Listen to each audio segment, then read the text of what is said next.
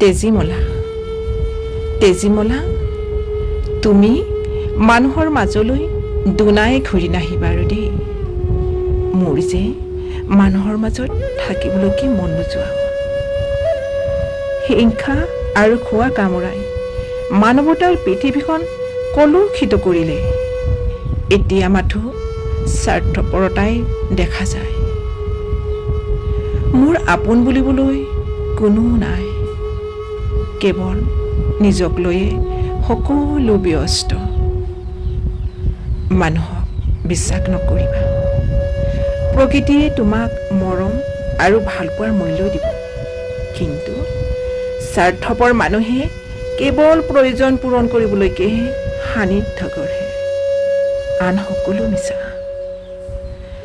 কোনো কাৰোৰেই নহয়, সকলোৱে স্বাৰ্থপৰ। সময়ত এদিন সকলোৱে তোমাক এৰি থৈ গুচি যাব।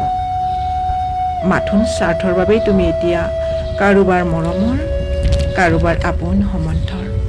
তেজীমলা, মানুহৰ মিছা চলনাই, হিংসাৰ ক্ৰূৰতাই মোহভংগ কৰি পেলাইছে।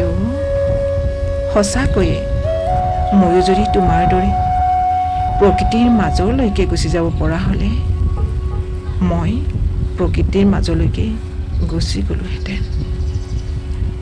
ইমানেই। ধন্যবাদ।